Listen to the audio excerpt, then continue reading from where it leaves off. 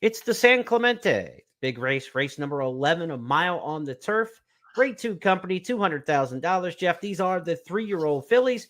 They'll try to get to the Del Mar Oaks later in the meet, but on Saturday, the first test will be at a mile. And we've got a big field to take a look at here, which is the theme all weekend. Baker's Dozen, 13 to go in the San Clemente. Kick us off with who you might think comes home first. Well, I'm going to stick with the same trainer that I'll be sticking with for pretty much every grass race in Del Mar.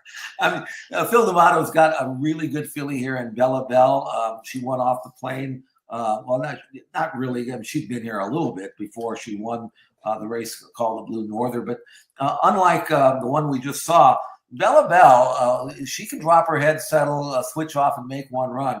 And the way she performed in the Blue Norther last January 2nd was rather impressive. And if she comes back to that form, I don't think anybody can beat her. Early in the Santa Anita meet and early in the Del Mar meet. We saw that talking just a race or two ago, and we're going to see it again here with this one. Bella Bell, let's see how she looked back on the 2nd of January. They have a quarter of a mile to go. Shopping for Pharaoh is just in front.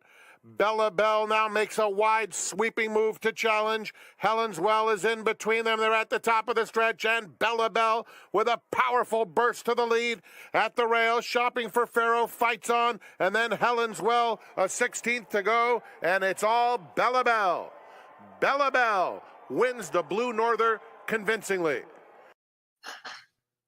Bella Bell ridden that day by Flavian Pratt. Of course, Pratt has taken his tack to Saratoga here for the summer. Jeff, give me a little thought there on the impact of the exodus of Flavian Pratt. We've seen it now. He left in the spring during the Keeneland meet and hasn't really been back other than a mount or two here and there. But what do you think the impact at Del Mar will be on no Flavian Pratt this summer? Well, I think everybody used Pratt will now use Florent Giroux. If you speak French, you're no worse off, right?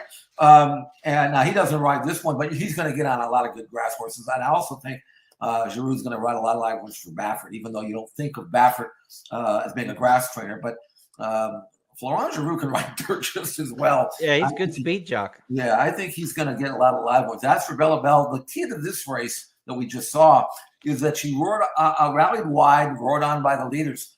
But they weren't tired. In fact, the last quarter of a mile on the clock was 23-1.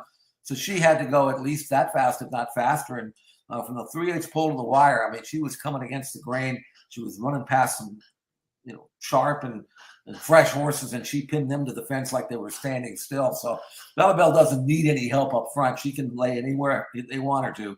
And again, this looks like a filly that's going to win this race. And if she doesn't win the Del Mar Oaks after this, I'd like to see the one who'll beat her. This is a really good filly. Again, I haven't seen her train. She's been at Los Alamitos working there. Phil's got some of his horses there, but I would imagine that she's maybe not 100% tight, but tight enough. And we know she can run well fresh because we saw that last winter. Bella Bell